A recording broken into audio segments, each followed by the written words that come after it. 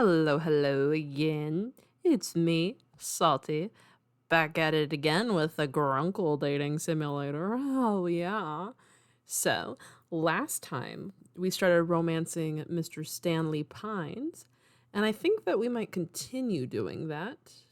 Um, because personally, I just really like Stan the man. Um, I don't know how long this game is or if I would have the chance or like the opportunity to romance both of them at the same time. So for now, I'm just going to stick with Stan. Hopefully, I can max out his love level or whatever. And then maybe I'll see about doing forward. Doing forward. Anyway. Oh shit. I pressed start instead of continue. Um, um, uh, let's go to load instead. Here we go. Yes. Shit. All right, here we go. You wake up to a loud crash downstairs. Not entirely uncommon in this house, you're quickly finding out, but still disconcerting. More clatters and thumps lead you to the kitchen, where Mabel teeters on a short step ladder in front of the pantry. Standing on her tiptoes, she reaches as high as she can for a small yellow box on the top shelf. Pancake mix. Without a word, you go to her side and pluck the box from the shelf for her, placing it into her outstretched hand. Oh, Salty, thank you! Grunkle Stan put it on the top shelf for some reason, but need some Mabel cakes. It's a breakfast emergency! She waggles her free fingers in your face, and you can't help but laugh. You can tell the house becomes more alive when this kid's around. Do you guys, remember during when Gravity Falls was airing, people just hating on Mabel?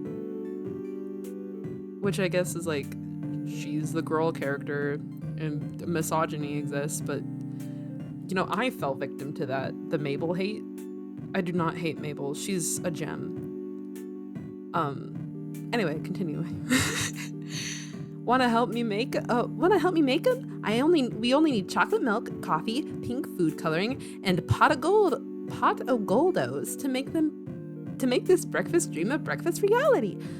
That sounds delightful. As delicious as that sounds, you're inclined to ask where the coffee comes into the mix when you realize the house is suspiciously quiet.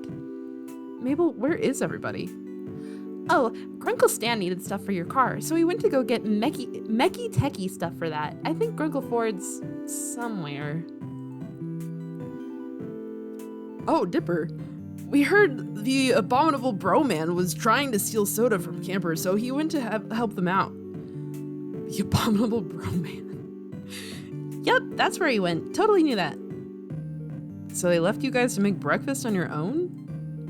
You don't know the family well enough yet to know this is commonplace, so the idea of leaving two teenagers alone to fend for themselves seems fine, if one of the teenagers wasn't Mabel anyway. Listen, she can handle herself. She's smart. She's capable. She knows how things work now, probably. You still don't know how coffee fits into her Mabel cakes, but you don't really want to know. But now you don't really want to know. Shidge. Dipper attempts to hide the pancake mix from Mabel while she's grabbing the chocolate milk from the fridge. Apparently he doesn't want to find out either. Oh, he already knows. He's found out a long time ago. Mabel, while your Mabel cakes sound absolutely divine, why don't we... Quick, think of something so you don't hurt her feelings.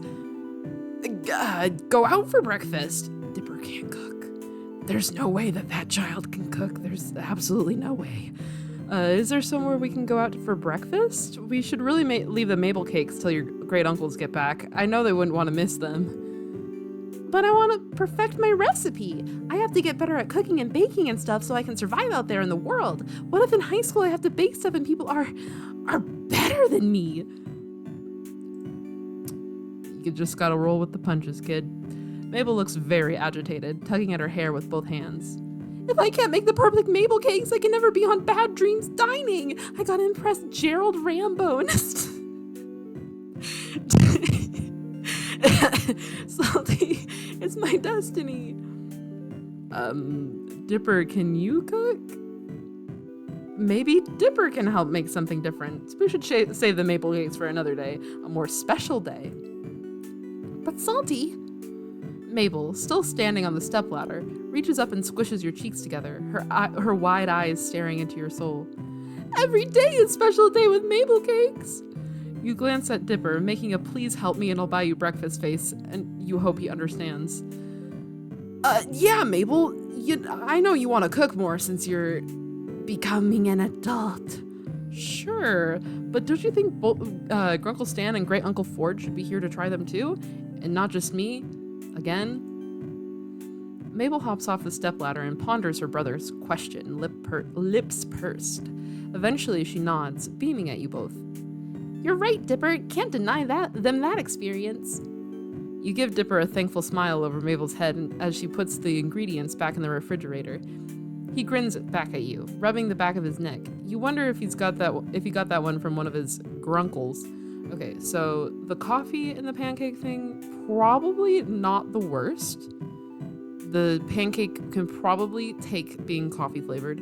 What it can't take is being made out of chocolate milk. There's just something absolutely intrinsically wrong with the pancake that is made out of chocolate milk. I don't know if it will actually ruin the pancake, but it just sounds awful. That's clever. Now that you think about it, Great plus Uncle to make Grunkle. Saves times on Yeah, we all been knew that. We all been knew. We should go to Greasy's. They have some of the best pancakes there, with 3 different kinds of syrup if you ask Lazy Susan nicely. Yeah, it's not super far. Let's go. Yeah. The kids are about to head out the kitchen when you realize something.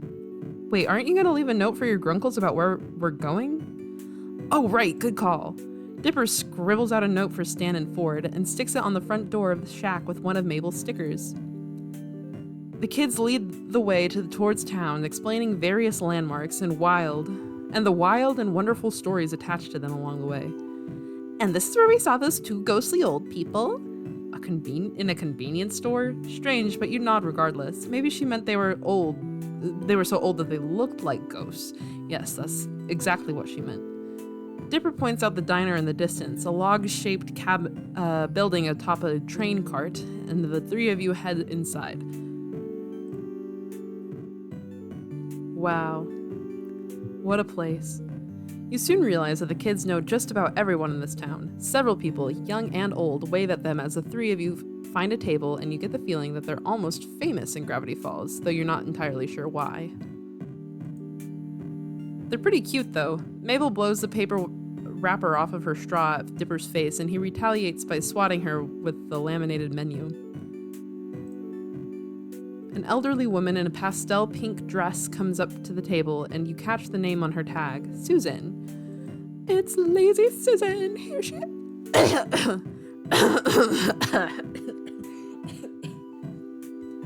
Oh my gosh. I can attempt to do, here we go. No, I can't.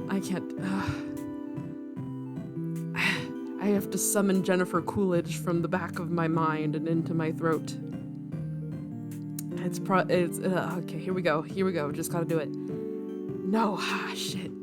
Okay. Hiya, kids and strangers. What can I get for ya? Yes.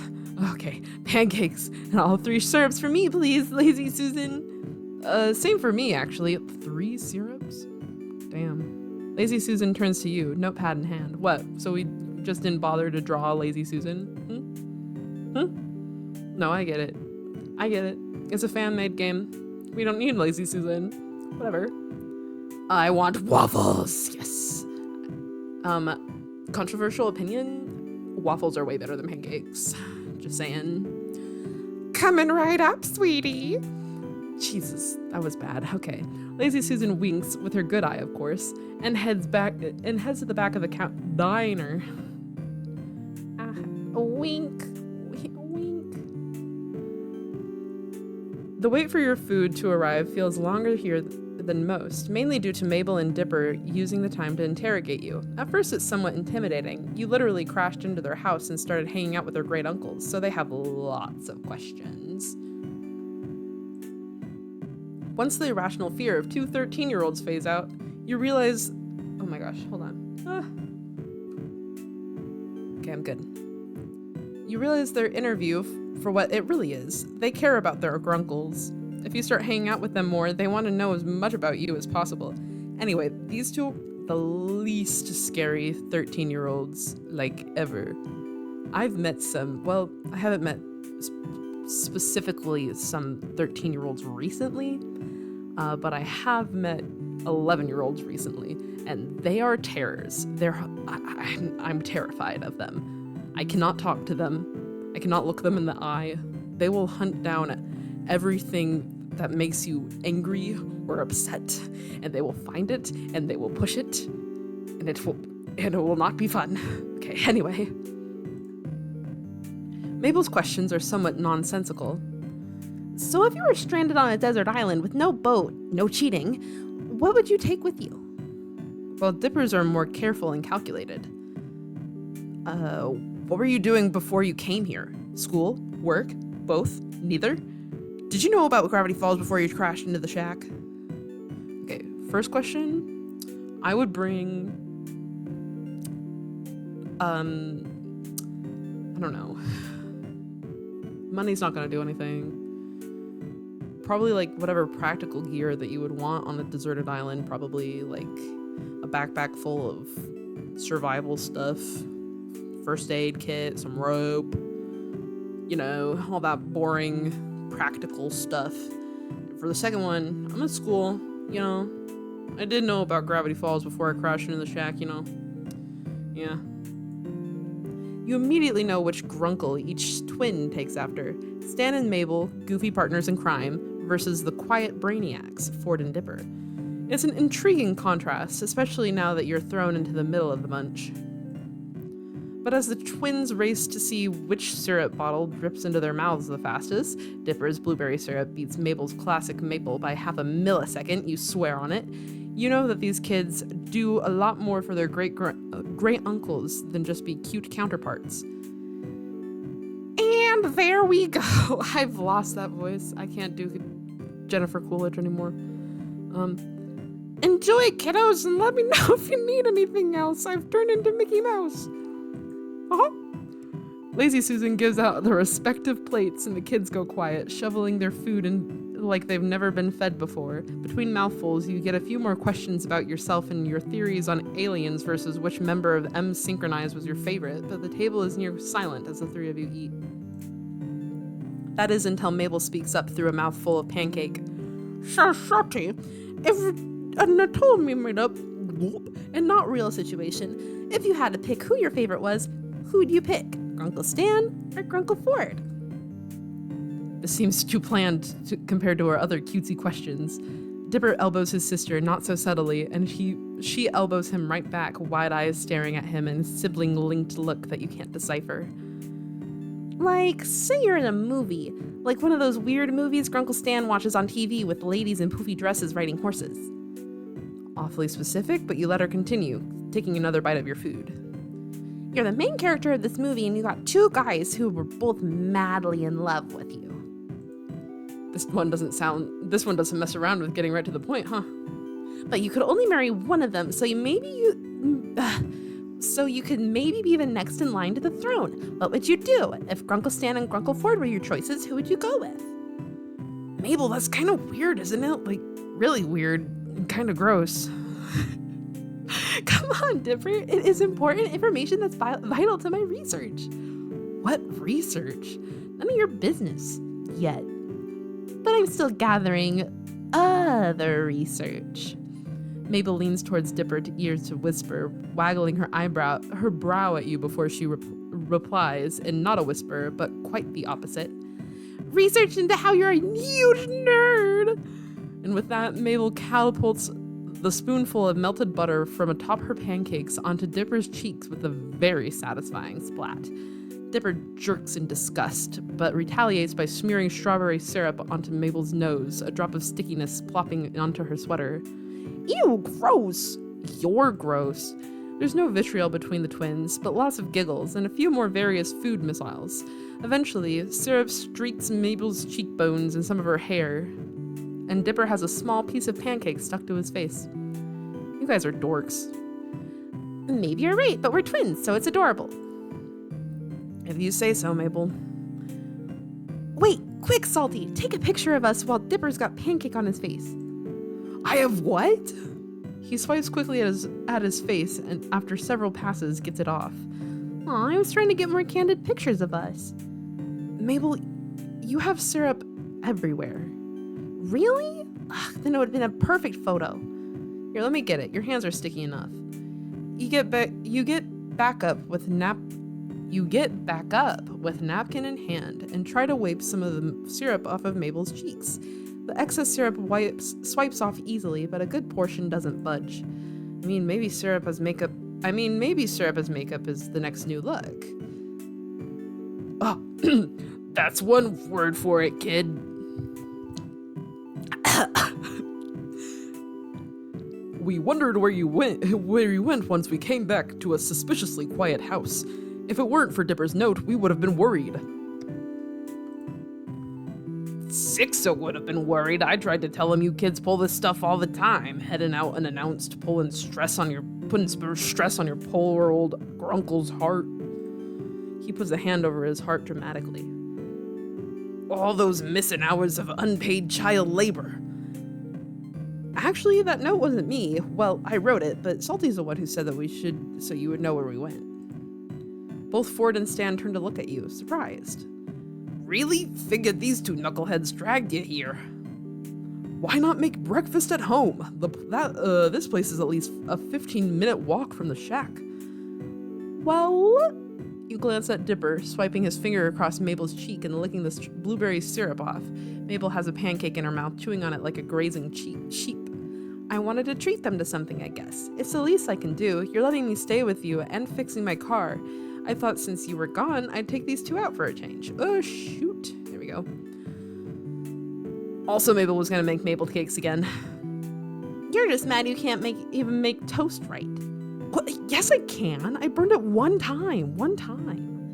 Dipper holds her syrup-tipped finger in the air, indignant. Well, Mabel wanted you guys to enjoy her maple cakes too, and since there wasn't much food, I figured I'd take them out. Ford asked Mabel about her creation, wondering how much extra caffeine one could gain from adding instant coffee to the concoction, but Stan stays quiet. You catch him out of the corner of your eye. He's staring at you, a lopsided smile tugging at the corner of his mouth. Ooh, I'm blushing. I'm totally freaking out right now. My heart is fluttering. Oh my god. Okay, here we go. Huh. Thanks, Salty. Appreciate it. Oh, no problem at all. You smile warmly at Stan despite the heat spreading over your cheeks, but he's rubbing the back of his neck, looking down to his feet. Mabel throws a theatrical wink your way. You're not sure why. Oh, she knows. Mabel knows. She's got an intuition. Well, kid, if you're paying, scoot over, Dipper. I want breakfast too. Stanley, it's at least 12:30 now. Gruggle forward, that means it's time for brunch. Duh. See, this kid gets me. Now let me in so I can get some grub. Grub. Dipper moves to your side of the booth as Stan sits next to Mabel and Ford sits at Dipper's side. Lazy Susan comes back and takes order for another round of food and drinks for everyone, including Mabel, who decided she wants more pancakes. I'm glad that I'm financially stable in this universe, otherwise I would be like, shit, I can't pay for this, man. I don't got enough money. You're starting to regret offering to pay, but as Stan and Mabel try their hand at the syrup drip race, with Dipper cheering them on, Ford watching with a grin on his face, you know you don't really mind that much. That's not true. I would be minding so much. I would be minding, like, mega much. Over the next few days, you continue to help out around the mystery shack, not out of obligation, but because you have nothing better to do. Besides Seuss, practically the golden retriever of people, is really digging the input on certain installments from an outsider's perspective. Bless his soul, the guy even offered you a job if you end up stranded here forever, dude, and need to make a life for yourself. Stan nearly choked on his ice pop as he overheard. Thinking about it now, the relationship between Seuss and Stan is unexpected, if not a little odd, but it makes you smile no matter how many times Stan may roll his eyes as he does it. He'll, no matter how many times Stan may roll his eyes as he does it, he'll always help Seuss get something done just right. Showered and dressed, you head outside as per usual, but don't see anyone. After a few minutes search, you find Stan standing with his back to you in one of the exhibit rooms, admiring the weird and wonderful animal amalgamates he's collected for his tourist trap, hand at his chin in thought. Am I interrupting something important between you and the goose cirky? Stan turns at the sound of your voice, smiling. Nope, you need something? You have any plans tonight? He mulls your question over for a few moments, giving you an assessing look up and down. I've got a couple errands to run. Why, you want to tag along? No! Sure sounds like fun, only if you need a partner in crime. Depends on what kind of errands you got in mind. Only if you need a partner in crime. Stan blinks in surprise. Pah! What are you, a psychic? Wait, really? That was just a figure of speech, but you guess you should have known better. Alright, I'm heading out in a couple hours. Meet me out front. A couple hours, but... No buts, Salty. Can't rush this stuff, trust me. Okay, sure. Not ominous at all, Stan. Yeah, meet me out front if you think you can handle it. He turns to go, but stops for a second and then turns back. Oh, and we're black. Something you don't mind getting dirty. Ooh, we're getting wild in here. Yeah. And before you can ask why, he's gone into the depths of the shack. A couple of hours turns into a handful, which you pass by watching some TV with Mabel and Dipper and dozing off. You have no idea what kind of satellite they got here, but the shows on now are some of the most bizarre programming you've ever seen. Once you've had enough of waiting, you change into your darkest clothes and sit on the front steps of the shack, watching as the sun starts to sink past the trees. It's cloudy and unusually warm for this time of day, but there's a nice breeze out. It's strange that these errands need to happen so late in the day. Considering the things you've gathered about his criminal past, however, maybe this is a typical weekday night for Stan. I don't know why I couldn't have just said weeknight. Weekday night. The screen door creaks and out comes Stan, dressed in all black like you are, with that's brown. That's brown. And he's got his massive gold chain, with a lumpy duffel bag under one arm and a briefcase in the other hand. As he's about to speak, a sudden gust of wind comes along and ruffles his hair, and he smooths it down irritatedly before regaining his cool and nodding at you. Ready? Ready. You slide into the passenger seat as Stan settles into the driver's seat. It takes a couple of tries to start, but the engine's chugging away by the time you've got your seatbelt on. The radio stammers to life as the engine does, spitting out generic-sounding rock music into the leather-scented air of the car's interior. After a moment spent adjusting mirrors and fiddling with knobs, Stan slots the gear shift into drive and pulls out of the Mystery Shack's lot and down the road to town. Oh my god, we got a side profile. Look at him. Look at his old man jowls. Wow. The radio's on and Stan taps his finger on the steering wheel to the beat of music while he drives. So I take it we're not making a quick trip for milk and eggs. You know, it was a really bad idea to choose a name that also starts with S. That just makes everything confusing all the time. Whatever. He laughs and glances over at you. Nope. Then where are we going? First stop is to see a buddy of mine, a hunter. I get all my taxidermy supplies from him. So that's where you get your parts from? Yeah. Oh, I just figured you got them from a local farm or something. And do business with those hippies? Not a chance. Well, I really enjoyed making that showpiece with you the other day. I had no idea you were so creative. Everybody's so creative. He glances over at you with poorly hidden surprise, almost turning almost immediately back to the road and shrugging. It's just gluing stuff together, really. No, really, it takes a lot of skill. Okay. You have a real gift for it. He turns to you again and his cheeks goes a little pink when he sees the smile you're giving him. Hell yeah. Well, thanks. After a moment, he faces the road again, and now he's tapping out the rhythm of the song with a little more enthusiasm and even humming the chorus as he drives. Do you have any other hobbies? He rolls his shoulders back in a shrug, his head tilting a bit towards the windows. These days I spend most of my time out on the boat with Ford, hunting monsters, discovering things. He pauses, watching the road without expression. I used to box. It shows. That could be taken really badly. Really? I wouldn't mind showing you a few things if you wanted. I'd like that. Maybe I'd like that. After about 20 minutes of rural scenery, Stan pulls off the road and onto a long gravel driveway that disappears into the woods. Is this a place? Stan nods and rounds a turn to reveal a clearing populated by a trailer home and a couple sheds. The trailer is a bit run down and shabby, and one of the sheds looks like it's about one strong sneeze from collapsing. Not really the place you want to be at night, while alone with a guy you practically just met. Be honest, did you bring me here to murder me? Stan laughs, cutting the engine and resting an arm on the back of the front seat. Unfortunately, you figured it out, so now I definitely gotta kill you.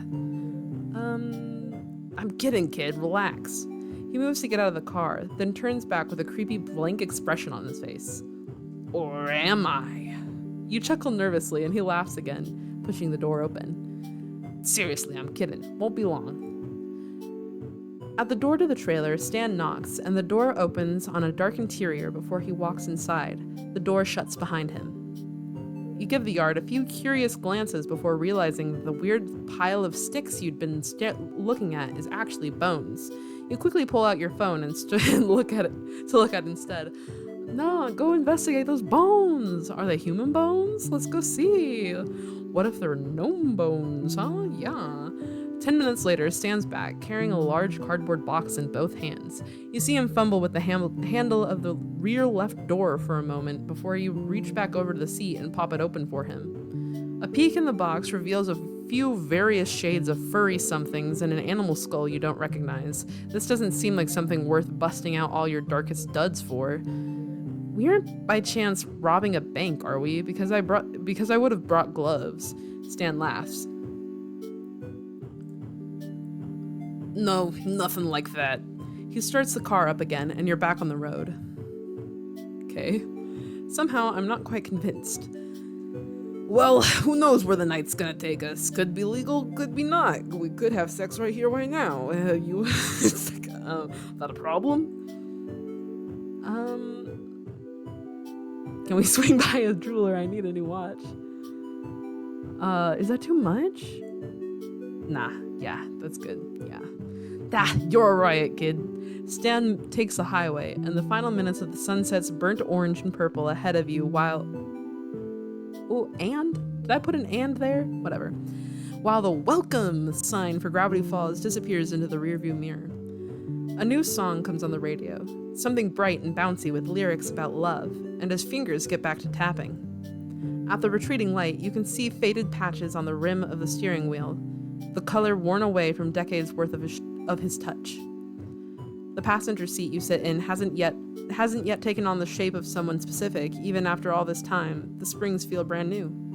Meanwhile, on the driver's side of the car, Stan settled easily into his seat, which fits him as well as a finely tailored jacket. You tuck your leg up under its mate, leaning back in the dark leather of the DeVille's interior. DeVille's? Why did I say DeVille? And watch cars pass and recede out of the window shield. And after a few minutes of music-backed silence, you feel like breaking it. Hey! My wife still misses me, but her aim is getting better. Yeah. Ask about his car. No, the Stanmobile here. Stan pats the dashboard affectionately, running his hand over the leather interior. I've had her since high school. Nice ride, ain't she? I don't have a car yet. I want a car. I wish she let me have a car. They really don't make him like they used to. Yeah, I don't think that insulting his car is the best way to get into his pants, TBH. Nope, they sure don't.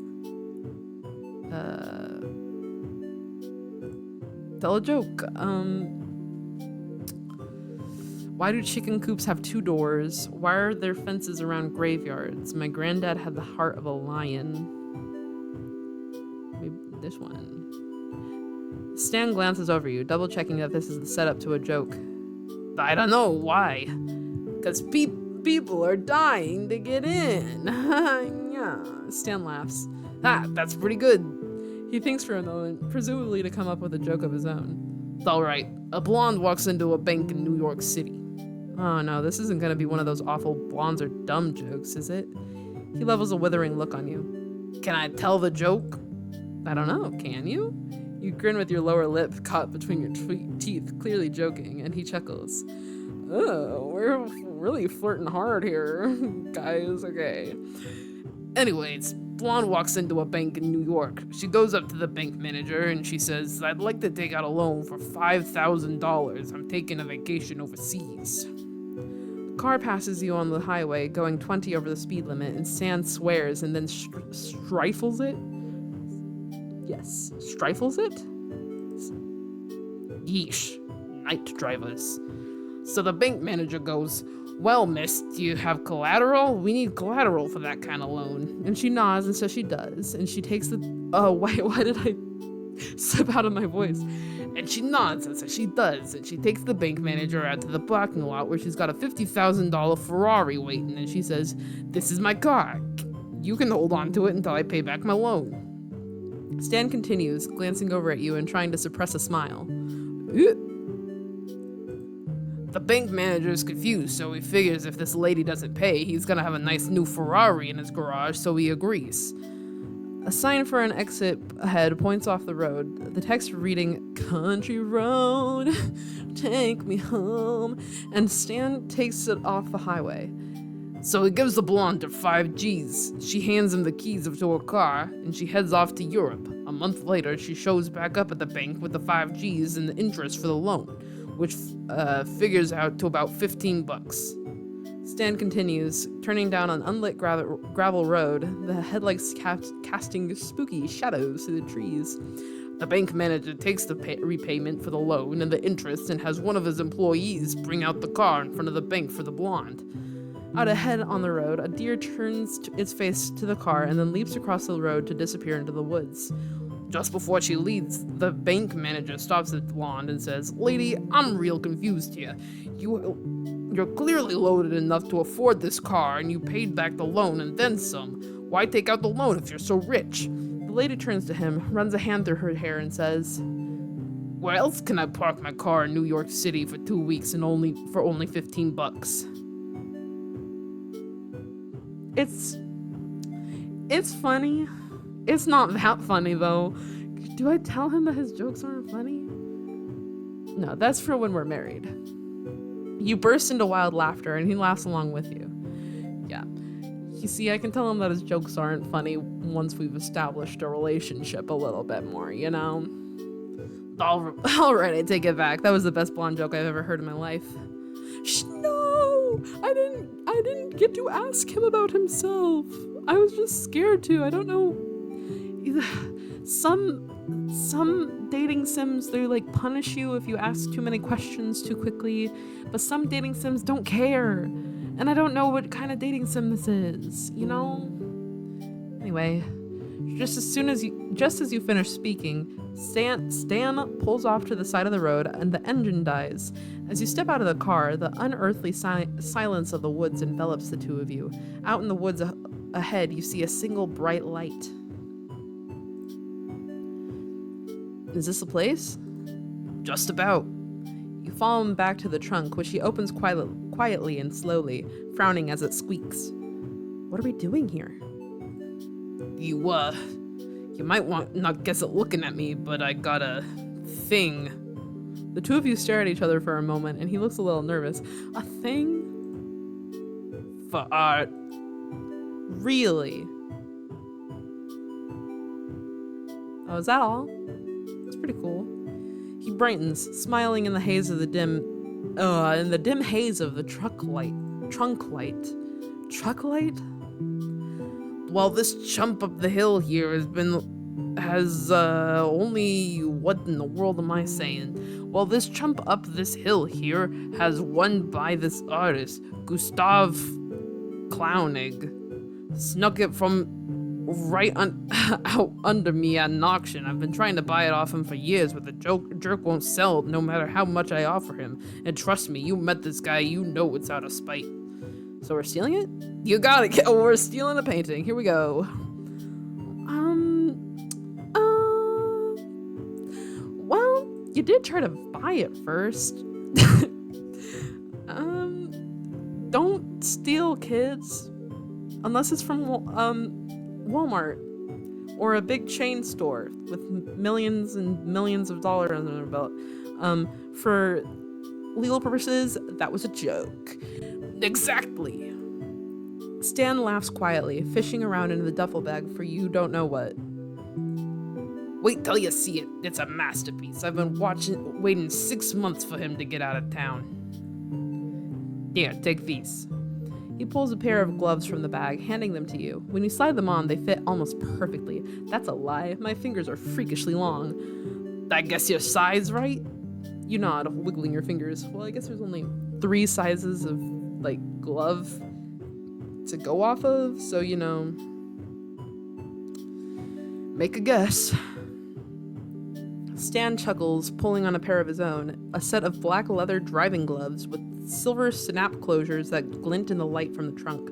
Did you know, if you're trying to do a crime and not leave any fingerprints, you have to make sure that anything that you leave behind literally had no fingerprints or DNA. So don't, if you have a weapon, you're trying to murder someone, don't touch your weapon even hours or days before the murder because you're without gloves on, because you're getting your fingerprints on the weapon. Make sure that beforehand, before you put on your gloves and stuff, before you're out there committing the crime, that all your weapons are clean.